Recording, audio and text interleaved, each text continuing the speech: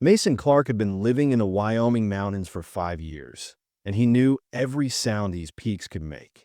The howl of winter wind through Devil's Canyon, the crack of ice splitting on granite cliffs, the distant cry of a mountain lion calling to its mate.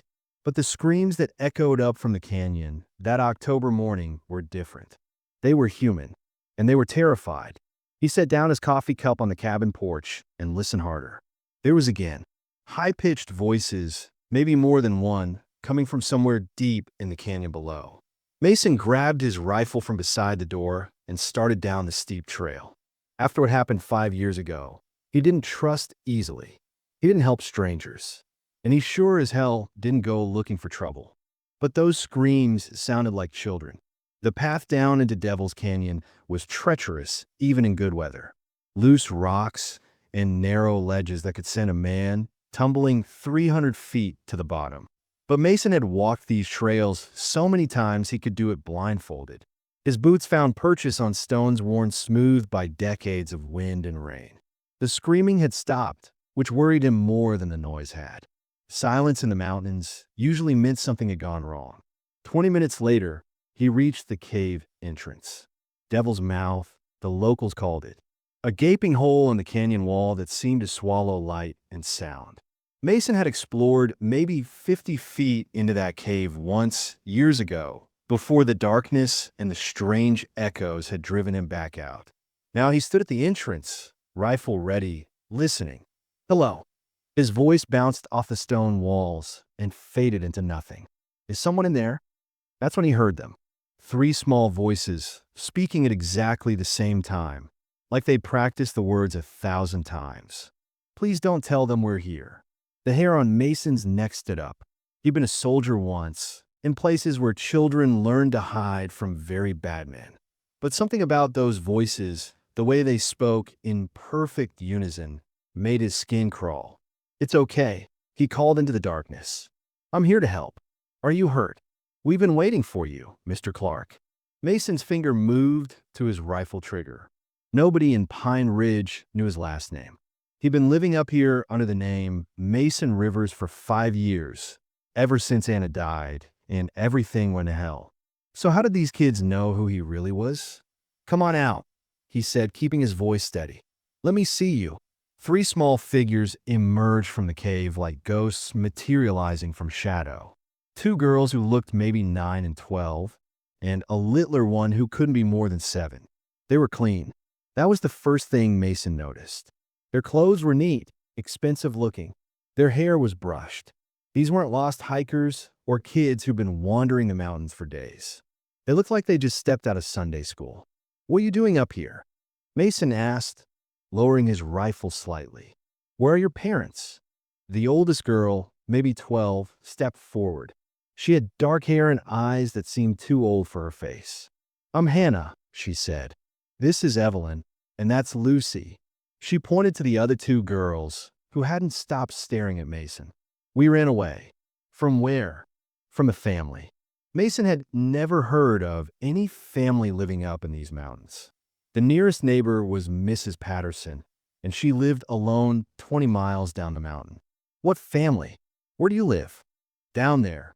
Hannah pointed toward the valley below, where Mason could just make out the rooftops of Pine Ridge through the trees.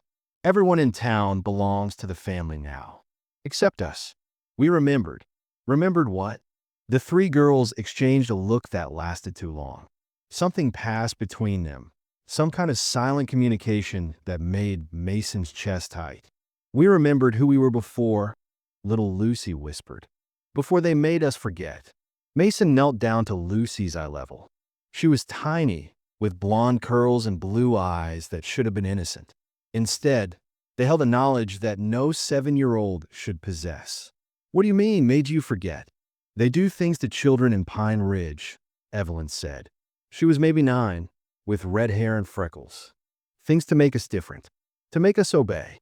But sometimes it doesn't work right. Sometimes we remember anyway." "Remember what?" "Our real families," Hannah said. "The ones who disappeared." A chill ran down Mason's spine. Pine Ridge was a small mountain town, maybe 300 people. He'd avoided it for years. only going down for supplies when absolutely necessary. The few times he'd been there, everyone had seemed normal enough. Friendly, even a little too friendly, maybe always asking when he was going to move back to town instead of living like a hermit in the mountains. Listen, Mason said, standing up. I don't know what kind of game you're playing, but I'm going to take you back to town. Your parents are probably worried sick. No, all three girls said it at the same time, their voices rising in panic. You can't take us back there. Please, Mr. Clark, Hannah said, tears starting to flow down her cheeks. They'll hurt us if we go back. They'll make us forget again. And next time, they'll make sure it works. Mason stared at the three frightened faces looking up at him. Every instinct he had was screaming that something was very, very wrong here. How do you know my name? He asked quietly. Lucy tilted her head like she was listening to something he couldn't hear. Anna told us, she said. She said you'd come save us if we waited long enough. She's been talking about you for a long time. The world seemed to tilt sideways. Mason's rifle slipped from his hands and clattered on the stone. What did you say? Your little Anna, Lucy continued, her voice soft and sad. She talks about her daddy all the time. She misses you so much, Mr. Clark, but she can't come see you yet. The pastor won't let her leave. Mason's legs gave out. He sat down hard on a boulder, his heart hammering against his ribs. Anna was dead. His 5-year-old daughter had drowned in Pine Ridge Creek 5 years ago. He'd buried her himself. He'd watched them put her tiny coffin in the ground. That's impossible, he whispered. Anna is dead. Hannah stepped closer. No, Mr. Clark. Anna is very much alive. But she's different now, like all the children in Pine Ridge. The pastor made sure of that. You're lying. But even as he said it, Mason knew they weren't. These three girls knew things they couldn't possibly know.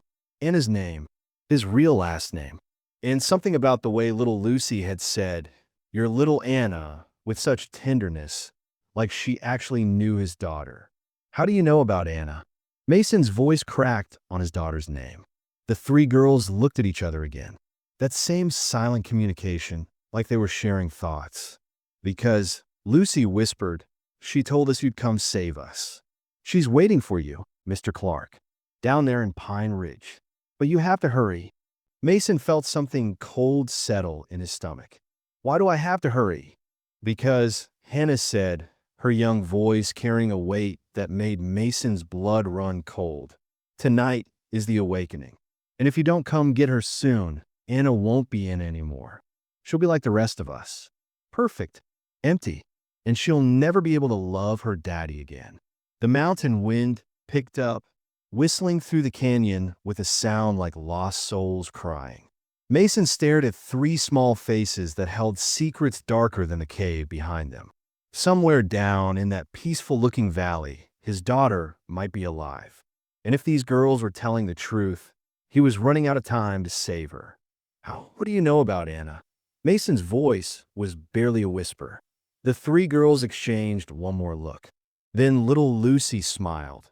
And for just a moment, Mason saw something that chilled his blood more than anything they'd said so far. Lucy's smile looked exactly like Anna's had, 5 years ago, on the day before she'd supposedly drowned. Because she told us you'd come, Lucy said. She's waiting for you down there. Mason couldn't breathe. The name Anna echoed in his head like a gunshot in an empty canyon. His hands shook as he stared at the three girls standing before him, their faces serious beyond their years. You need to explain everything, he said, his voice hoarse. Right now. Not here, Hannah said, glancing nervously at the cave entrance behind them. They have ways of listening, ways of watching. We need to go somewhere safe. Mason looked down at Pine Ridge in the valley below. From this distance, it looked exactly like it had 5 years ago. Small houses with white picket fences. The church steeple rising above the trees. Smoke curling from chimneys. It looked peaceful, normal, like the kind of place where nothing bad ever happened. My cabin, he said.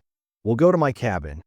The climb back up the canyon trail took longer with 3 small children, but the girls moved like they'd been hiking mountain paths their whole lives. They didn't complain about the steep rocks or the thin air. They just followed Mason in single file, their eyes constantly scanning the trees around them like they expected something to jump out. When they finally reached Mason's cabin, he ushered them inside and locked the door behind them. The one-room cabin was small but warm, with a stone fireplace and shelves lined with canned goods. Mason had built it himself after Anna died, when he couldn't stand to be around people anymore.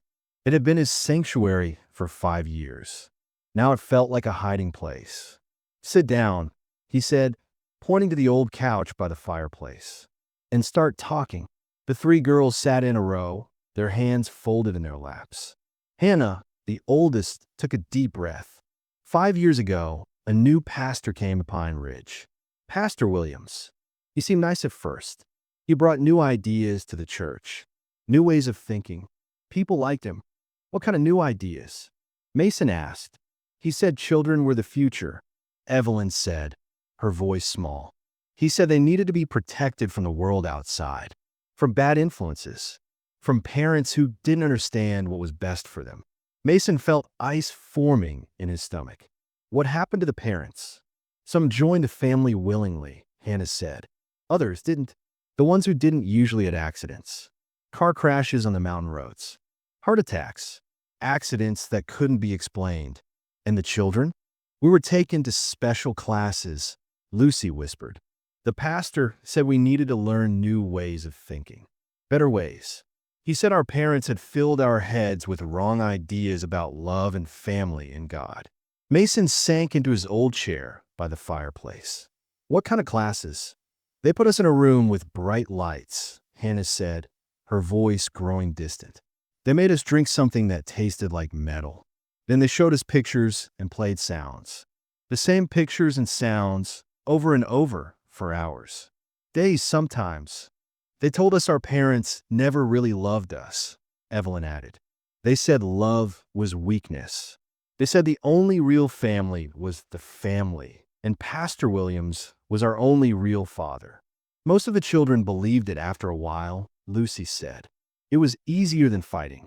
The ones who fought too hard, they went away. Mason's hands clenched into fists. Where did they go? We don't know, Hannah said, but we think they're buried in the woods behind the church. The room fell silent except for the crackling of the fire. Mason stared at these three small faces, trying to process what they were telling him. A cult had taken over Pine Ridge. They were brainwashing children and murdering anyone who stood in their way. And somehow, his daughter was part of it. Tell me about Anna, he said quietly. The girls exchanged another one of their looks. Anna was different from the beginning, Hannah said. The treatments didn't work on her the same way. She remembered you. She remembered her life before. But instead of fighting it like we did, she adapted. What do you mean? She learned to pretend, Evelyn said. She acted like the perfect daughter for Pastor Williams. She said all the right things. She followed all the rules. But inside, she was planning. Planning what? To bring you back, Lucy said. She knew you were alive up here in the mountains. She could feel it somehow. She spent years convincing Pastor Williams that you were dangerous, that you needed to be dealt with. She made herself so valuable to the family that they started trusting her with important things. Mason's heart was racing. What kind of important things? She helps with the new children now, Hannah said. She teaches them how to accept the family, how to forget their old lives. She's become Pastor Williams' most trusted daughter. But she's been planning all along. Planning what? Mason demanded. To use the family's own methods against them, Hannah said. To save as many children as she can. Starting with us. You mean Anna helped you escape? She created a distraction during one of the ceremonies, Evelyn explained. She told us exactly where to go and what to say to you. She knew you'd come to Devil's Canyon if you heard children screaming. Mason felt like he was drowning. His 5-year-old daughter, the little girl who used to climb into his bed after nightmares, was now some kind of underground resistance fighter in a mountain cult. How old is Anna now? He asked. 10, Lucy said. But she acts older. Much older. The treatments change you, even when they don't work completely. I have to go get her, Mason said, standing up. Right now. No. All three girls jumped up at the same time. You can't. Why not? Because it's a trap, Hannah said. Anna's plan depends on you doing exactly what she expects. If you go charging down there now, you'll ruin everything. Then what am I supposed to do? Wait, Evelyn said. Anna said to keep you safe until tonight. What happens tonight? Including Anna. Lucy said, tears streaming down her face. She's been pretending for so long that she's starting to forget what's real and what's not. Tonight might be the last chance to save her. Mason walked to the window and looked down at Pine Ridge. The sun was setting behind the mountains, casting long shadows across the valley. Somewhere down there, his daughter was living a nightmare he couldn't even imagine. And according to these three girls, she'd been planning her own rescue for years. There's something else, Hannah said quietly. Something Anna wanted us to tell you. Mason turned around. What? Your wife didn't kill herself, Hannah said. The day before Anna disappeared, your wife figured out what was happening to the children in Pine Ridge. She was going to take Anna and run. But Pastor Williams found out. The room started spinning. Mason grabbed the back of his chair to steady himself. What are you saying? We're saying they killed her, Evelyn said. They made it look like suicide, but Anna saw what really happened. She saw them push your wife off the bridge into Pine Ridge Creek. And then they took Anna and made everyone believe she drowned too, Lucy added. But she didn't drown. They kept her. And she's been waiting for you to come back and save everyone ever since. Mason sank back into his chair, his world crumbling around him. Everything he believed for 5 years was a lie. His wife hadn't killed herself. His daughter hadn't drowned. They'd been murdered and kidnapped by a cult that had taken over an entire town. Outside, the wind was picking up. Dark clouds were gathering over Pine Ridge, and Mason could see lights starting to flicker on in windows throughout the valley. Somewhere down there, children were being prepared for something called the awakening. And his daughter Anna, now 10 years old and shaped by 5 years of unimaginable horror, was running out of time.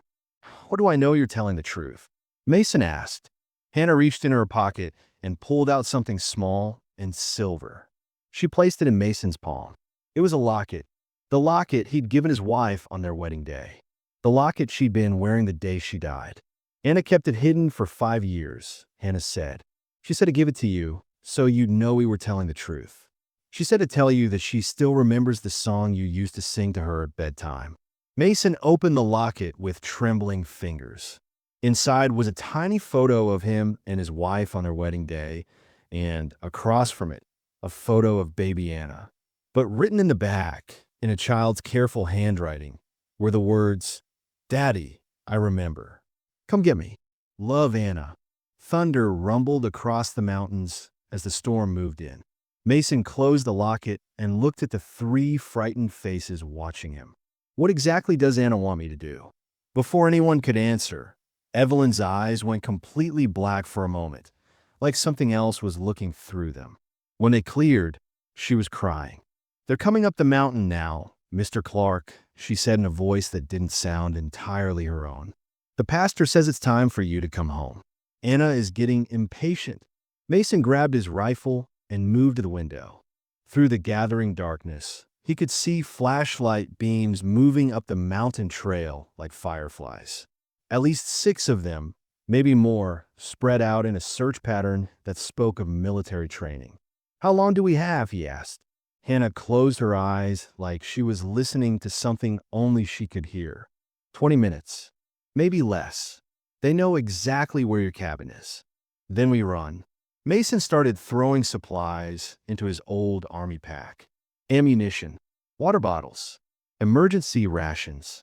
There's an old mining shaft about 2 miles north. We can hide there until... No, Lucy interrupted. We can't run anymore. Anna says it's time. Time for what? To go home, Evelyn said, her voice strange and distant. To Pine Ridge. Tonight. Mason spun around. Are you insane? That's exactly what they want. It's what Anna wants, Hannah said. She's been preparing for this night for 5 years. Everything depends on you being in Pine Ridge for the awakening ceremony. I'm not walking into a trap. You already did, Lucy said sadly. The moment you found us in the cave. Anna knew you'd never be able to leave children in danger. She knows you, Daddy. The word daddy hit Mason like a physical blow. These girls were speaking for his daughter, carrying messages from a 10-year-old who'd been shaped by years of cult programming. How much of Anna was even left? Tell me the plan, Mason said through gritted teeth. The ceremony happens in the church basement, Hannah explained quickly. All the adults will be there, watching the children get awakened. The underground tunnels will be mostly empty except for guards. What underground tunnels? The family built a whole network under Pine Ridge, Evelyn said.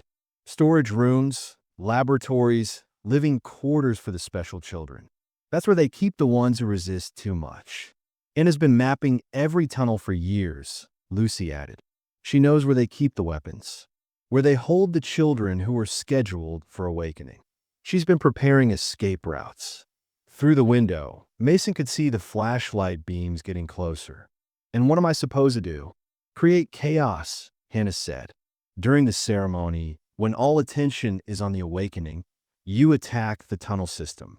Free as many children as you can. Anna will handle the rest from inside. Handle what? The three girls exchanged that look again.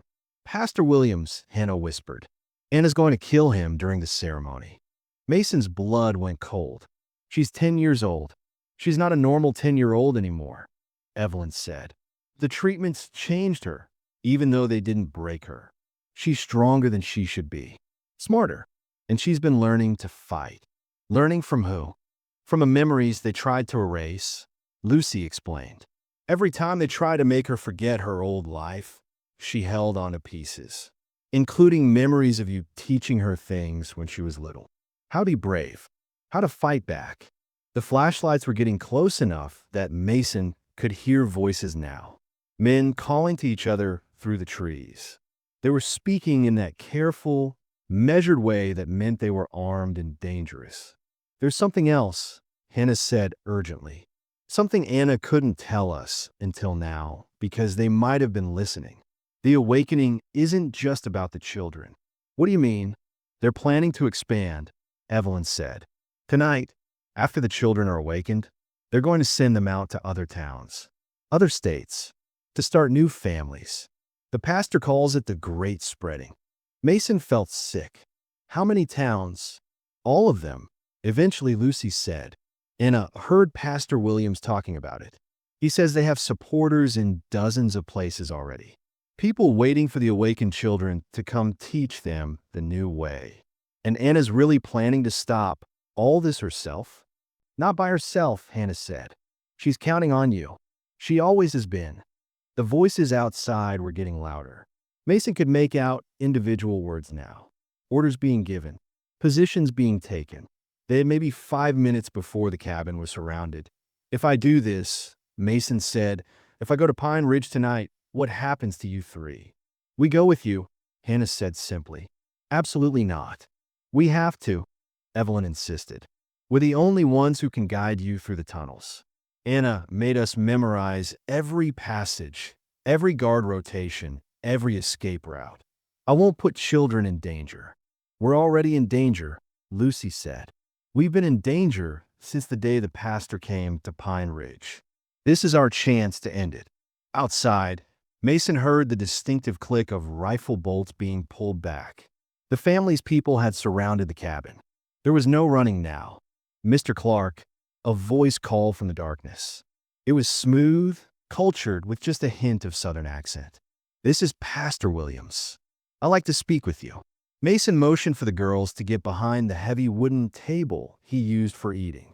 Then he moved to the window and peered out. He could see a tall figure standing at the edge of the trees, flanked by armed men. I have nothing to say to you, Mason called back. Oh, but I think you do, the pastor replied, especially since I have something of yours. Someone very precious who's been asking about her daddy for 5 long years. Mason's heart stopped. Anna. She's waiting for you, Mr. Clark, down in Pine Ridge. But I'm afraid she's grown impatient with these games. She asked me to give you a message. The pastor stepped closer to the cabin. In the moonlight, Mason could see he was a handsome man in his 50s, with silver hair and kind eyes. The sort of man you'd trust with your children. The sort of man who'd smile while he destroyed your life. Anna wants you to know, Pastor Williams continued, that if you don't come home tonight willingly, she's going to start hurting the other children, one by one, until you do. Behind him, Mason heard Lucy start to cry. "That's not Anna talking," she whispered. "That's what they made her become." The pastor's voice carried clearly through the night air. "She also wants you to know that time's running out. The awakening begins at midnight. And if you're not there to witness it, well, Anna might decide she doesn't need her daddy anymore." Mason closed his eyes and made his choice. When he opened them, he was no longer thinking like a grieving father. He was thinking like the soldier he used to be. "There's something else Anna wanted me to tell you," Mason called out to the pastor. His voice was steady, cold. "Some things are worse than dying. She's about to show you what one of those things looks like." In the darkness, Pastor Williams laughed. It was a sound like breaking glass. "We'll see about that, Mr. Clark. We'll see about that." Mason walked out of his cabin with his hands raised, rifle slung across his back. Hannah, Evelyn, and Lucy followed behind him, their faces pale but determined. Pastor Williams smiled as they approached, like he was greeting old friends at a church picnic. "Mr. Clark," the pastor said warmly, "it's so good to finally meet you. Anna talks about you constantly. Where is she?" "Safe. Waiting. Preparing for tonight's ceremony." Pastor Williams gestured to his men, who lowered their weapons but stayed alert. "She's become quite remarkable, your daughter. Gifted beyond her years." The walk down a pine ridge took an hour through winding mountain trails. Mason counted 8 armed men escorting them, all moving with the discipline of soldiers. They weren't random cultists. These are trained fighters. Pine Ridge looked exactly the same as Mason remembered. White houses with neat yards. The old church with its tall steeple. Street lamps casting warm circles of light. But the windows were all dark, and the streets were empty except for shadows moving behind curtains. "Everyone's preparing for the awakening," Pastor Williams explained, noticing Mason's glances. "It's a sacred night, the culmination of years of careful work." They stopped in front of the church. It was a simple wooden building painted white, with stained glass windows showing Jesus blessing children. Mason had attended services here years ago with his wife and daughter. It looked peaceful, holy. It was the perfect disguise for evil. "The ceremony will begin soon," Pastor Williams said. "But first, Anna insisted on seeing you privately. She has something important to show you." They entered through the main doors. The sanctuary was empty, pews facing an altar decorated with white flowers. But Pastor Williams led them past the altar to a door Mason had never noticed before. Behind it, stairs descended into darkness. The underground complex was massive. Tunnels stretched in every direction, lit by bare bulbs hanging from the ceiling. Mason saw laboratories filled with medical equipment, living quarters with small beds and no windows, storage rooms packed with supplies. It was like a small city hidden beneath the innocent town above. "Impressive, isn't it?" Pastor Williams said proudly. "We've been expanding for years. Soon we'll have facilities like this in every state." They passed rooms filled with children sitting in perfect rows, staring at blank walls.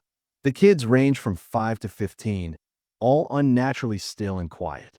Their eyes tracked movement, but showed no recognition, no curiosity. They looked like living dolls. "The awakened ones," Pastor Williams explained. "Perfect children. No fear, no anger, no disobedience. They exist only to serve the family's greater purpose." In one room, Mason saw teenagers in white robes teaching younger children to recite verses that sounded like scripture but felt wrong. The words were about obedience and sacrifice and the beauty of emptiness. The children repeated them in monotone voices over and over. "This is what you call awakening?" Mason asked. "This is what I call salvation," Pastor Williams replied, "Children are naturally selfish, Mr. Clark. They cry, they demand, they resist authority. We simply remove those imperfections." They reached a heavy metal door guarded by two men with automatic rifles. Pastor Williams unlocked it with a key from his pocket. "Anna is waiting inside.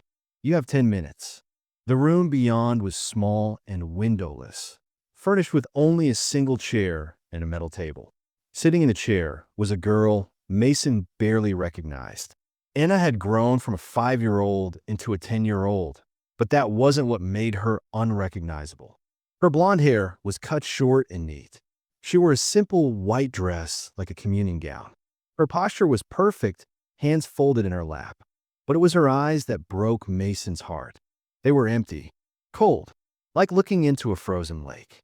"Hello, Daddy," Anna said. Her voice was flat, emotionless. "I've missed you." Mason knelt in front of her chair, trying to find some trace of the little girl who used to climb into his bed after nightmares. "Anna, baby, are you okay?" "I'm perfect now," Anna said. "The pastor helped me become perfect. No more sadness, no more fear, no more missing you." Behind Mason, the three girls from the cave stood silent. Hannah was crying. Even Evelyn and Lucy looked shocked. "This isn't you," Mason whispered. "Anna, I know you're still in there somewhere." The old Anna was weak, Anna said. She cried all the time. She missed people who abandoned her. "The pastor showed me how to be strong. I never abandoned you. I thought you were dead. You left Mommy alone. You went away to work. You let the bad men hurt her." Anna's voice remained perfectly calm while she spoke about her mother's murder. "The pastor says forgiveness is weakness. I don't forgive you anymore, Daddy." Mason reached for her hands, but Anna pulled away. "Don't touch me. You're contaminated with old thoughts, old feelings. But don't worry. Tonight you'll be awakened too. We'll be perfect together." "Anna, listen to me," Mason said urgently. "I love you. I've always loved you. That's not contamination. That's what makes us human." For just a moment, something flickered in Anna's eyes. A crack in the perfect facade. "Love," she whispered, like she was trying to remember what the word meant. Then the moment passed. Anna's face became blank again. "Love is pain. The pastor taught me that. Love makes you weak. It makes you hurt when people leave. I'm here now. I came back for you. You came because I made you come," Anna said matter-of-factly. "I sent the other girls to bring you here. Everything has gone exactly as I planned." Mason felt ice in his veins. "What do you mean?" Anna smiled, and it was the most terrifying thing Mason had ever seen. It was his daughter's face, but with no warmth, no recognition, no love behind it.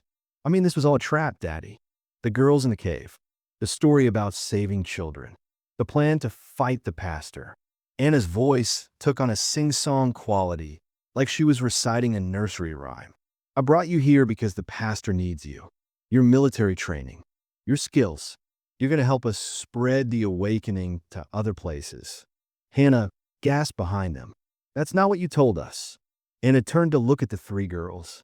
"I told you what you needed to hear, just like the pastor taught me.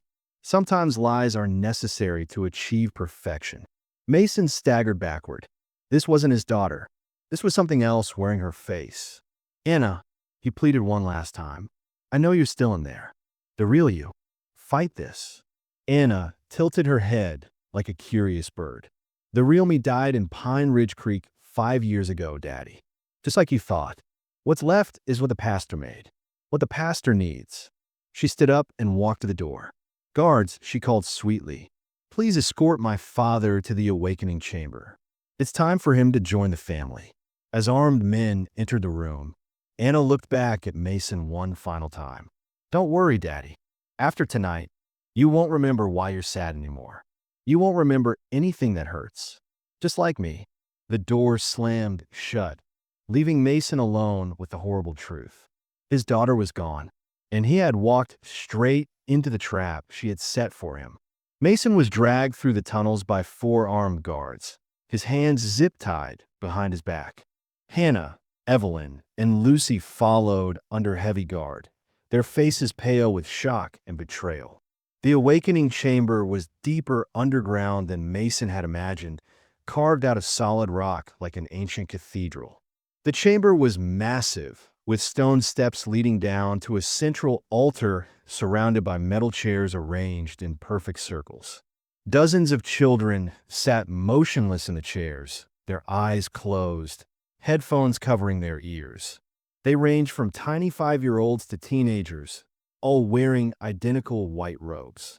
Adult members of the family filled stone benches carved into the chamber walls. Mason recognized faces from his old life in Pine Ridge. Mrs. Henderson, who used to run the grocery store. Tom Bailey, who'd fixed his truck. All of them staring down at the children with the same empty expression Anna had worn. Pastor Williams stood at the altar, wearing elaborate robes that looked like they belonged in some ancient ceremony. In his hands was a silver knife that caught the torchlight flickering from the walls. "Welcome, Mr. Clark," the pastor announced to the crowd. "Tonight we complete our family with a very special addition. A protector, a guardian for our children as they spread across the world." Mason was forced into a stone chair near the altar. Restraints clicked into place around his wrists and ankles. The chair was wired with electrodes and tubes that looked medical. Or worse, Anna appeared beside the pastor, still wearing her white communion dress. She looked like an angel, if angels could have eyes made of ice.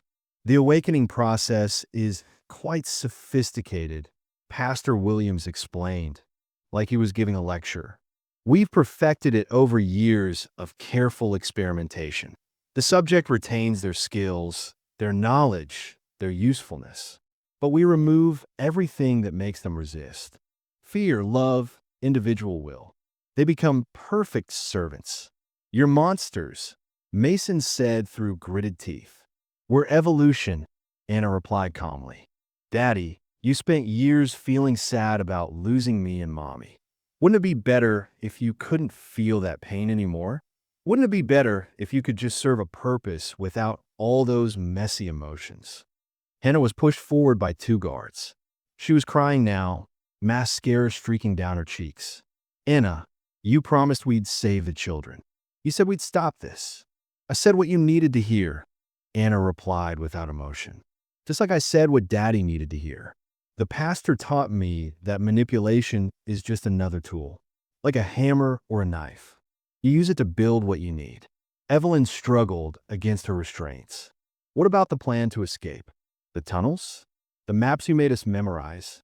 "All real," Anna said, "but not for escaping. For bringing more children back when they try to run. You 3 will be perfect recruiters once you're awakened. You know all the hiding places, all the escape routes. No child will be able to run from the family again." Pastor Williams smiled proudly. "Anna has been my greatest success. Not only awakened, but capable of independent planning in service of our cause. She designed this entire operation herself." "You're 10 years old," Mason said desperately. "You're a child. This isn't natural." "Natural is overrated," Anna said. "The awakening process enhances intelligence while removing emotional interference. I can think clearly now, plan efficiently. I see the bigger picture." She walked to a metal table beside Mason's chair and picked up a syringe filled with clear liquid. "This will make the awakening process easier, less painful. I don't want you to suffer, Daddy. I just want you to be useful." "Anna, please," Mason whispered. "I know you're still in there somewhere. The little girl who used to sing with me in the car, who made me pancakes that look like snowmen.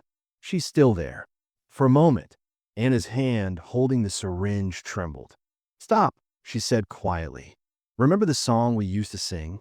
You are my sunshine, my only sunshine." "Stop it." Anna's voice cracked slightly. "Those memories are contamination. The pastor showed me how to lock them away. You make me happy when skies are gray." Mason continued, singing softly. "You'll never know, dear, how much I love you." Anna dropped the syringe.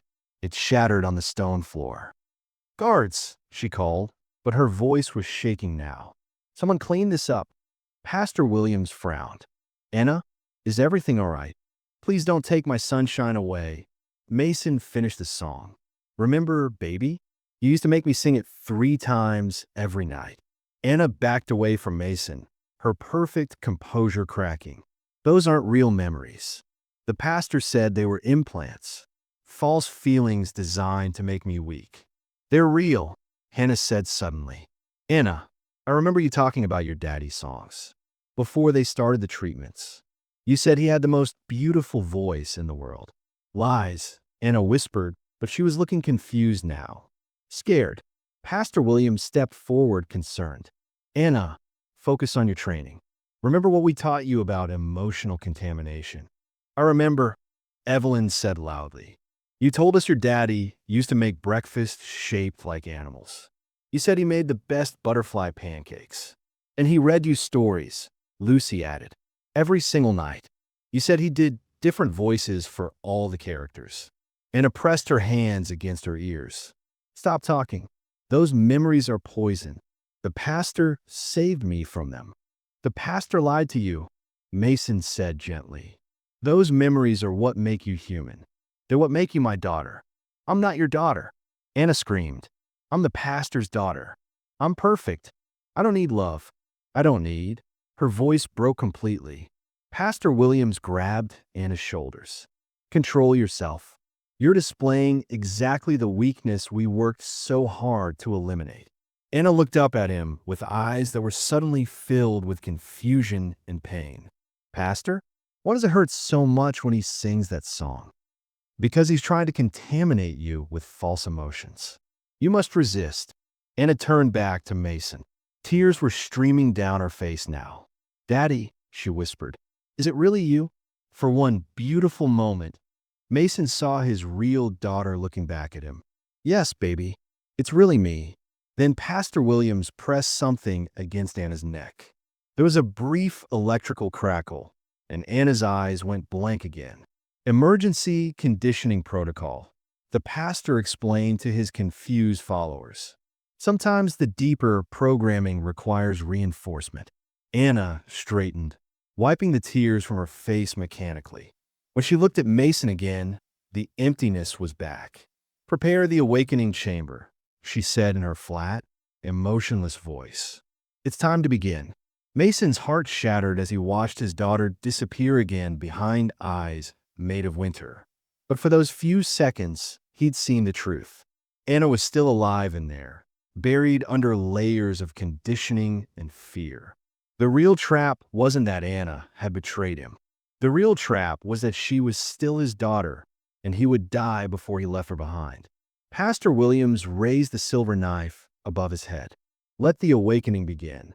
Mason watched Pastor Williams raise the ceremonial knife, its blade gleaming in the torchlight. The awakening chamber filled with the sound of children's voices chanting in unison, a hypnotic drone that seemed to vibrate through the stone walls. But Mason wasn't listening to the chant. He was watching Anna's face, looking for any crack in the empty mask she wore. The blood of the protector will seal our covenant, Pastor Williams intoned, and the awakening will be complete. That's when Mason saw it. Anna's left hand, hidden from the pastor's view, was moving. Not randomly, deliberately. She was signing something in the hand signals Mason had taught her when she was 3 years old. Their secret language for when they played war games in the backyard. Daddy, she was signing. Ready. Mason's heart leaped. The breakthrough hadn't been undone. Anna was fighting the conditioning from the inside, pretending to be under control while she planned something. Mason signed back carefully, keeping his bound hands low. What do you need? Anna's response was quick and precise. Distraction. Big noise. Count of 10. Mason nodded almost imperceptibly, then began counting in his head. 1, 2, 3. On the count of 7, he threw his head back and screamed at the top of his lungs. Fire. Fire in the tunnels. Everyone get out. The chamber erupted in confusion. Adults jumped up from their stone benches, looking around wildly. Children in the awakening chairs opened their eyes, their programming disrupted by the chaos. Guards spun around, unsure whether to watch their prisoners or investigate the non-existent fire. In that moment of confusion, Anna moved. She grabbed the ceremonial knife from Pastor Williams and drove it deep into his shoulder.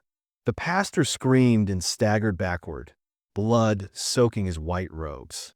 The children, Anna shouted to Hannah, Evelyn, and Lucy, "Get the restraints off the children." The three girls broke free from their confused guards and ran to the awakening chairs, frantically working to release the straps and remove the headphones from dozens of dazed children. Mason used the chaos to rock his chair backward until it crashed against the stone wall. The impact shattered the restraints, and he rolled free just as guards started shooting. Bullets sparked off stone as he dove behind the altar. Pastor Williams was on his knees, clutching his wounded shoulder. "Kill them all," he screamed. "Kill them all." But something had changed in the chamber. The awakened children, freed from their restraints and headphones, were remembering. Their blank expressions were giving way to confusion, then recognition, then rage. Years of suppressed memories were flooding back. "Mom," one little boy whispered, then louder, "Where's my mom?" "They took us from our families," a teenage girl said, her voice growing stronger. "They made us forget, but we remember now." The awakened children began to turn on their captors. They outnumbered the adults 3-1, and their programming to obey was breaking down rapidly. Some of the family members tried to run, but the tunnels were narrow and the children were everywhere. Mason found Anna crouched behind an overturned chair, still clutching the bloody knife. For a moment, he saw his little girl again, scared and trying to be brave. "Anna, is it really you this time?" "I never forgot, Daddy," she whispered. "I just had to pretend. 4 or 5 years, I had to pretend, so they'd trust me enough to let me get close to Pastor Williams. I've been planning this since the day they took me. Your breakthrough earlier was real, but I let them think their shock treatment worked. I needed them to believe I was still controlled." Anna's voice was shaking. "Daddy, I did terrible things. I helped them hurt other children. I brought you here knowing they wanted to break you." Mason pulled his daughter into his arms for the first time in 5 years. She felt so small, so fragile, but he could feel the strength in her too. The strength it had taken to survive and plan and fight back. "You did what you had to do to survive," he said, "and you saved everyone." Around them, the chamber was in full chaos. The family's adult members were being overwhelmed by angry children who remembered their real families. Hannah was leading a group of kids toward the tunnel exits. Evelyn and Lucy were helping younger children who were too scared to move. Pastor Williams, bleeding heavily now, crawled toward a hidden door in the chamber wall. Anna saw him moving and raised the knife again. "No," Mason said gently, taking the weapon from her hands. "You've done enough fighting, baby. Let someone else handle this part." Mason walked over to where Pastor Williams was trying to escape. The man who had destroyed so many lives looked up with desperate eyes. "Please," Pastor Williams gasped. "I was trying to make them perfect. I was trying to help them." "You were trying to create slaves," Mason said, "and you used my daughter to do it." Mason didn't kill Pastor Williams. He didn't have to. The man bled out on the cold stone floor while dozens of children he'd tortured walked past him toward freedom. 3 hours later, Mason stood on the mountainside above Pine Ridge, watching the sunrise paint the valley gold. The town below was crawling with FBI agents and paramedics. 23 children had been rescued from the underground complex. Most of them would recover completely, though it would take time. Anna sat beside him on a fallen log, wrapped in his jacket. She looked older than her 10 years, but there was something in her eyes that Mason hadn't seen for 5 years. "Hope, will we be okay?" she asked quietly. "We'll be better than okay," Mason promised. "We'll be a family again." Hannah, Evelyn, and Lucy were staying with them temporarily, while social services worked to reunite them with any surviving relatives. Most of the children's original families have been murdered by the family, which meant Mason's mountain cabin was about to become very crowded. "Daddy," Anna said as they watched the sun climb higher over the mountains. "Yes, baby. Can you sing our song? I want to make sure I remember it right this time." Mason smiled and began to sing softly. You are my sunshine, my only sunshine. You make me happy when skies are gray. Anna joined in, her voice clear and strong. Around them, Hannah, Evelyn, and Lucy added their voices too. Other rescued children, still learning to remember joy, began to hum along. The song echoed across the mountainside, carrying away 5 years of darkness. And for the first time since that terrible day when he thought he'd lost everything, Mason Clark felt complete.